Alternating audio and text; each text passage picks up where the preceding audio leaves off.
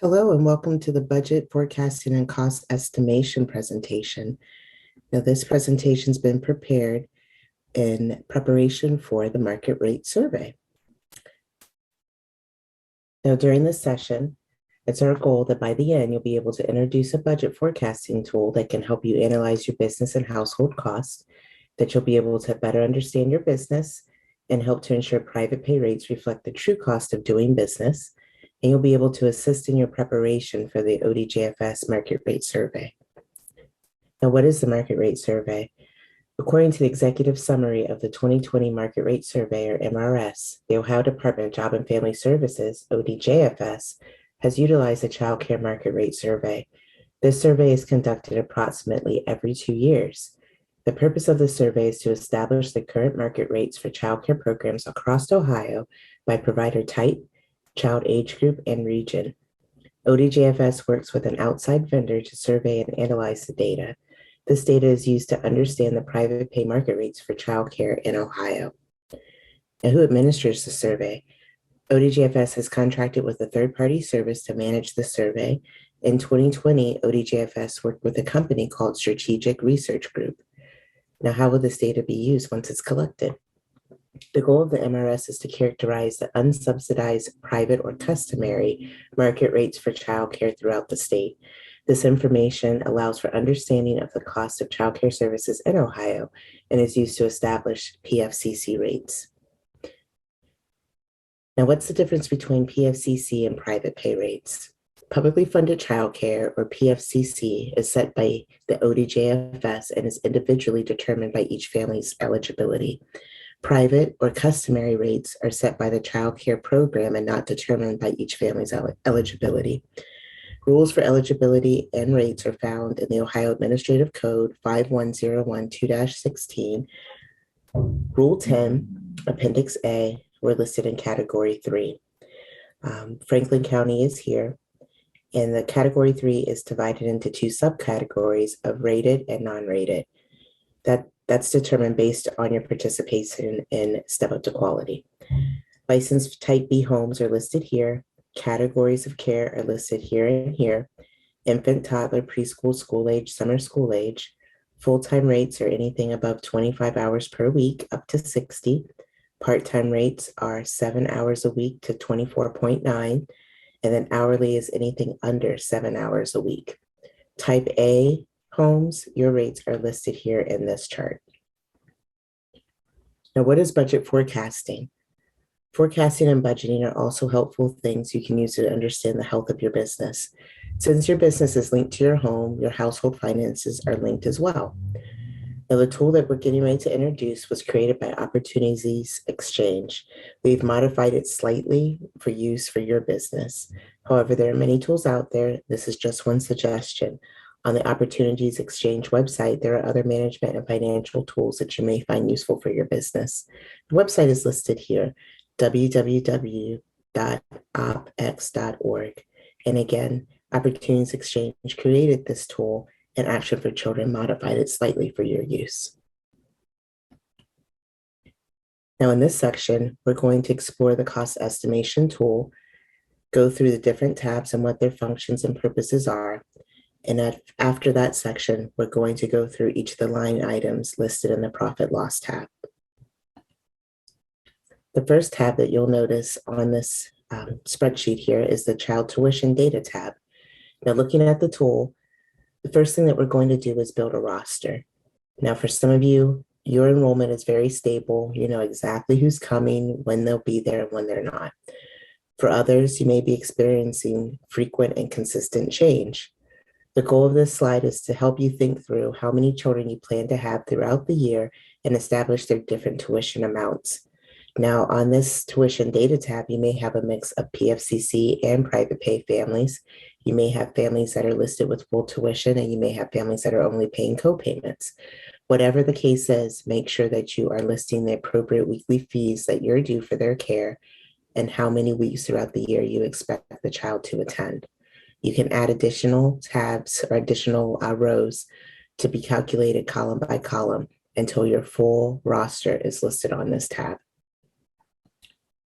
Now, taking the estimation or average from your roster on the previous tab, the monthly enrollment forecasting tab takes a yearly snapshot of what you can expect to have just from your tuition, co-payments, and any other fees that you've included on the child tuition data tab for the entire year. So if you have children that may only come maybe during the school year, September through May, make sure that during the summer months, you don't have them listed here, and you can remove the children that are not to be included throughout the entire year. Maybe you have double the enrollment and extra shifts during certain months of the year that you know that you'll have a greater request for service.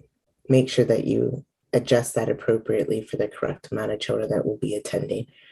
So it takes the average monthly tuition here and creates a total tuition based on how many children you have listed to create the total yearly income from your tuition and fees. This information will be included on the profit loss statement in the income section to represent what can be expected just from this source of income. Now, the next tab that you'll see on your slide will actually be, or on your chart will actually be the time, space, and percentage tab, which has been moved around from the profit loss. The profit loss tab will be the last, but we'll discuss time, space, percentage towards the end of this presentation. On the profit loss tab, we're going to go through how much money you are spending, what your bills are, where your money's going. You're going to report both household and business expenses on this tab. Now, the household expenses that are related to your business, such as mortgage, rent, utilities, maybe some of your food, they'll need to be split appropriately so that only the business portion is being represented on this tab. Now, because your business is in your home, again, there are percentages of your home expenses which can be charged to your business. So just to briefly discuss the time, space, percentage tab, say that you have a 2,000 square foot home and you use maybe 95% of the space in your home for your childcare business. Well, the time, space, percentage tab will help you calculate what percentage of your home is actually allowable to be deducted out of your utilities and mortgage. So if you are using this tab and it's calculating out based on the square footage of the space that you have assigned to your business inside your home, you're using 95% of your house, then 95% of your rent, mortgage, utilities will be allowable on this chart as an expense. Now, before we go into the next portion and start entering numbers, we're going to run through the different categories. Now, in the income section, which is here, the stabilization grants, RISE incentives, or any other things that can influence your revenue that are purely profit go into that section. Next, we're going to run through your expenses. Take a look at each category, start thinking of what applies to you and what doesn't. If it doesn't apply to your business, or if you choose not to count that as an expense, that's your choice. Just leave it blank on this tool. Now, these are called variables, and we can change these variables to either show a profit or a deficit or a loss. We can play with these numbers to see what happens if you do one thing or another. So if you increase your private pay rates, or if you have a family that has a zero co-payment, or if you have maybe some extra fees that you're charging to increase revenue and to try to balance out your expenses, you play with those things as variables on this tab.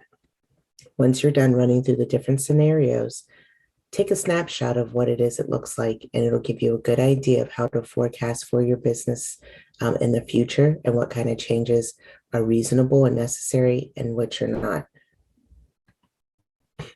So we're going to go through each of the line items that are most typical in this next section.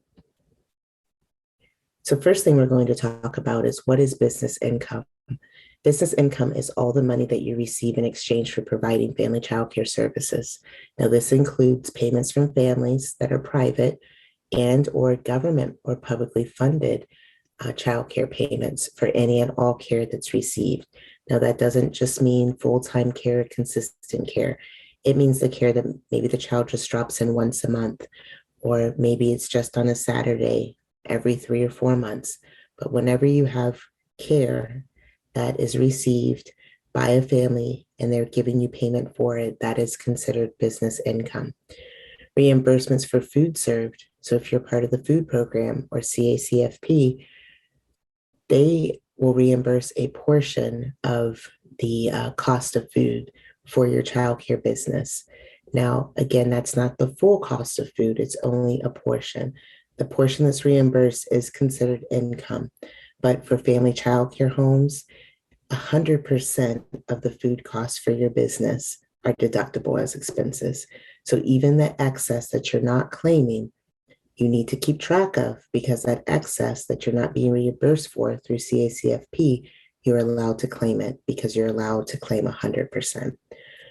Payments for subsidized care or co-payments, those are also considered business income because co-payments are so low sometimes, maybe $5 to $10.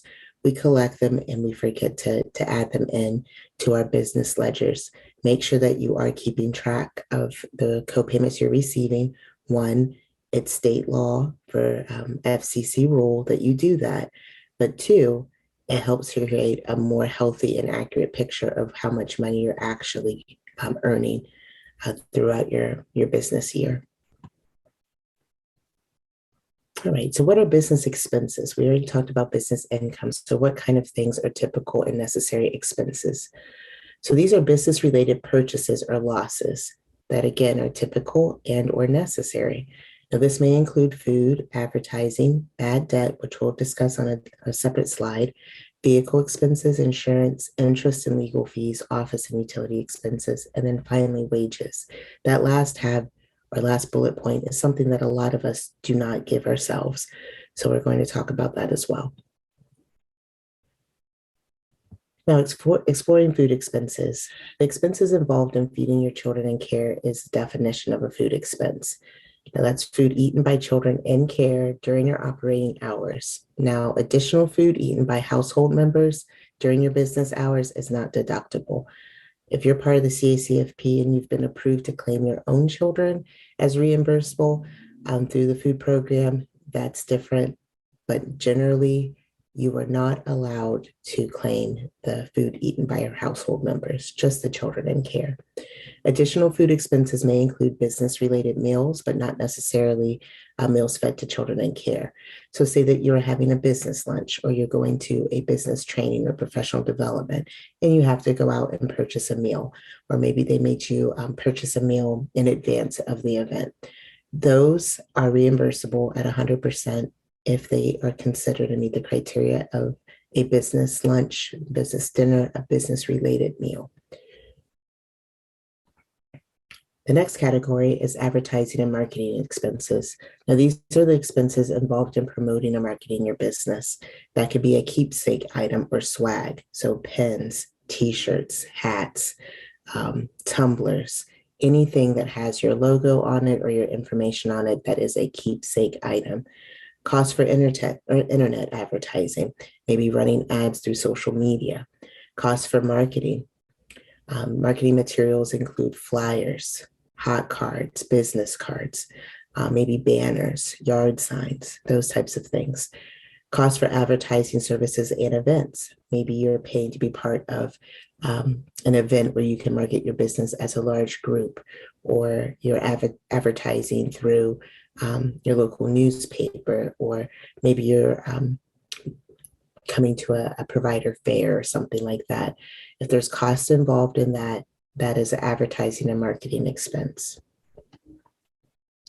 Now, we did mention bad debt, and that is an item on the profit loss tab of our cost estimation tool. Now, when we think of bad debt, we just think of unpaid invoices, money that wasn't received. But for family child care, that's not the case. Bad debt is very specific. Now, when a parent pays by check and you report the money as income on your tax return, but then the check bounces or is returned unpaid during the next tax year. So maybe in December, you have that final payment from a family. They give you a check for $500. You go ahead and deposit the check. You include it on your tax return. But 2 or 3 weeks into the new year, the check comes back as bounced or unpaid. That is considered bad debt. But this rarely happens. Now, all other unpaid tuition fees should not be reported on your tax return because it was never received. Now, if you have an invoice that you send out to a family, maybe for $500, again, that family doesn't pay you the $500 and they stop attending your program and cannot be found. That money was never received, so it was never earned income. It was income that was owed to you, but it was never earned. Because it was never earned or received, you earned it, but you just didn't receive it. It means it shouldn't be reported like you did. Okay. So it's not an IOU. The only income that you need to report as business income is the income that you actually have in your hands, have received for your services. If it's unpaid debt, then basically it's just unreported. It's a loss. The next expense we have are vehicle expenses. Now, these are expenses that are occurred when the primary purpose of a trip was for business and the trips were recorded or documented with sufficient evidence of travel points A to B. So that means you're calculating your mileage. The vehicle used was a business-related vehicle and the trip was a business-related trip. Now, this could also include repair, maintenance, the actual cost of a purchase, loan, or lease of a vehicle. But again, it has to be the vehicle that you've designated as your business vehicle. And the trips, the mileage need to be recorded as business trips with the point A to point B set up appropriately. Now, there are apps and tools that you can use and even install on your phone and turn them on when you start a trip that'll calculate these things for you. Or you could just do it by hand. Write down your odometer reading at the beginning of a trip and then record it when you're back home. And make sure you have the date, location, and the purpose of the trip on a mileage roster. Now, insurance expenses, those are business-related insurance costs that are deductible. Now, business liability insurance is deductible at 100%.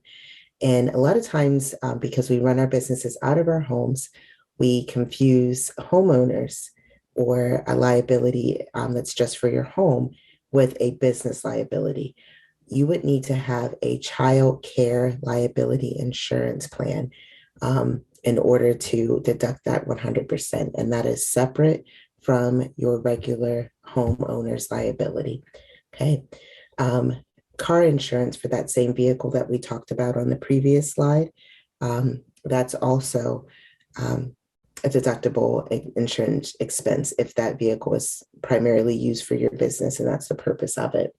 Disability insurance, homeowners renter insurance based on the percentage of space that's used. So that 95% that we talked about as an example, that's when this would come into play. Life insurance, medical insurance, and also workers' compensation. Now, interest and legal fee expenses.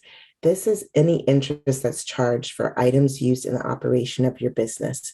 So maybe you are leasing an additional freezer, or you're in the process of purchasing playground equipment and there's interest being charged. Or maybe you have some other items that you're using that have interest charges involved. That interest is deductible.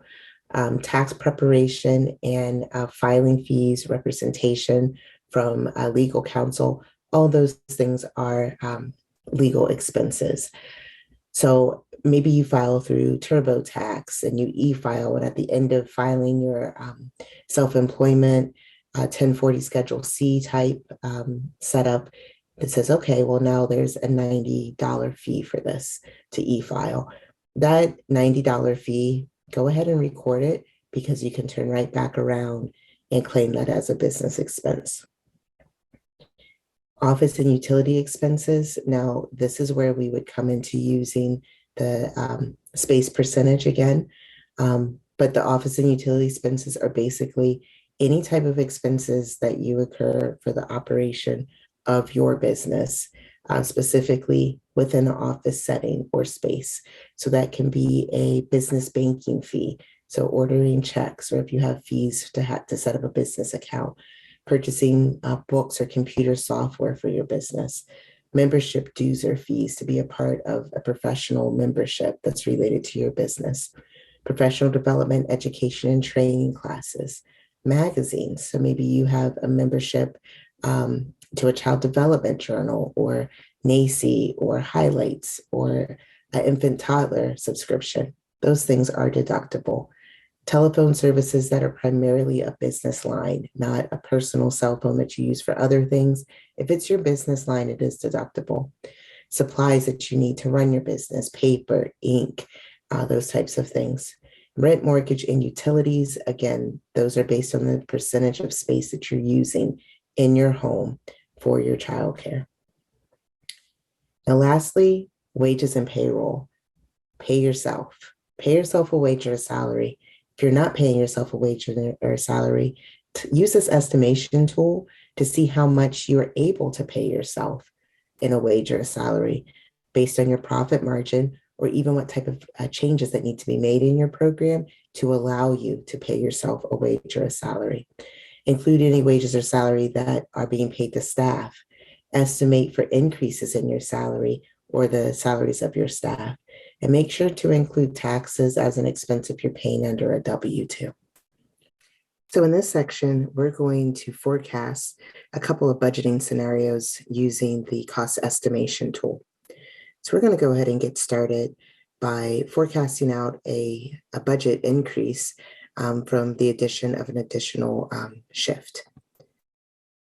So in this scenario, you currently have 6 children enrolled and attending regularly. 4 children are attending full-time. 2 of the children are attending on weekends at a part-time rate. Now you're thinking about adding an additional part-time shift for the 2 children that you're going to be taking on. Now this will be during the evenings. Question is, what program changes should be made in order to best utilize the extra funds that will be coming in from this change? So we're going to forecast that out by using the cost estimation tool.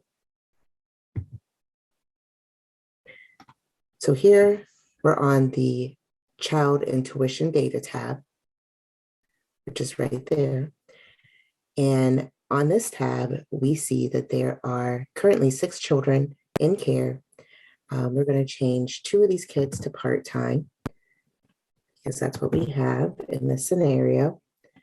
And we're going to go ahead and add 2 more part-time kiddos. So we're actually going to change that to 25 weeks out of the year. So we're just going to say, just based on category of care, that we're just going to make the weekly fees $125. Let's say that's a school ager, and then we're going to make the other one $150. Let's say that child is a toddler. All right, so there you see we did have a budget increase here, which will also need to be added here. So this is the month of July. So we're going to go ahead and add these 2 children to each of the months through the rest of this year. So this is just making the assumption that yes, they are going to start attending during the month of July and stay enrolled throughout the end of the year. So that has also increased our budget here. So when we move over to the next tab, which is the profit and loss, we see here that our total income has increased by about $7,000. So now when we look down at our total profit, we're playing with about, let's say, $24,000. So that did help. But there are a couple of things that we're not doing right now. And one is here. We're not paying ourselves a wage. So let's say we'd like to pay ourselves a wage of $40,000 a year. Now that is a wage on top of all of these expenses that it takes to operate our family childcare business are being paid as well. So now we are no longer, let's change this to 35. Now we are no longer in a profit margin, we are actually in a deficit. Okay, so what do we need to do? So that leads us over to the next scenario. That's scenario 2. Now, in that scenario, we are going to see what needs to be done to pay ourselves a living wage. Now it says you are currently not paying yourself a wage, but you would like to begin paying yourself a wage based on your profit margin. Well, adding the extra children and the extra shift did increase our income, but only by $7,000. $7,000 for the entire year is not a living wage. So the question is, what wage range is available within the profit margin? So we're not in a profit margin right now. So what kind of changes do we need to make to go into a budget where we actually have the flexibility to pay ourselves this wage that we had budgeted in as a forecast? Okay, so we're going to go back to child tuition data because that's where our income is coming from. We're going to look at the rates. Now, this is where market rate survey and setting up your private or customary rates is very important, because these rates, when they're published, it's basically a communication to the state to let them know that, hey, we can afford to live off of these rates. And by using that forecast of adding a wage of $35,000, which is just entry level, we were still in a deficit. So let's just add $50 to each of these and see what happens. Okay, so that one goes to 175. This one goes to 190. This one goes to 200. This one goes to 210. 90. And this one is at 200. All right, so that did increase our overall monthly average by about $200. Nothing's changed here on this side. We are still expecting the children to come, the extra children to come throughout the rest of this year. So we're going to go ahead and look over at the profit loss tab. So now we have increased our income by about $12,000. We still have our wages in here, but look at this. Now we're out of the red and we're back into the black, but not by much. We're only breaking even by $652.94. So let's go back to tuition data, because we want to have like a nice little cushion on that amount. And let's just increase those tuition and weekly fees by another $10. So that total increase will be $60. So we're going to add $10 more to each of these.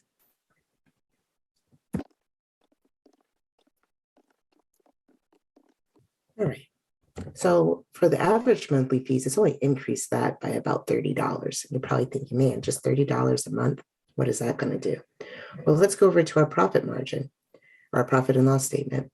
Now we're over almost to $3,000 in the black just by increasing the fees that we did have set at a $50 increase to a $60. That was just a $10 difference in that increase as we were forecasting to get our wage at $35,000 a year.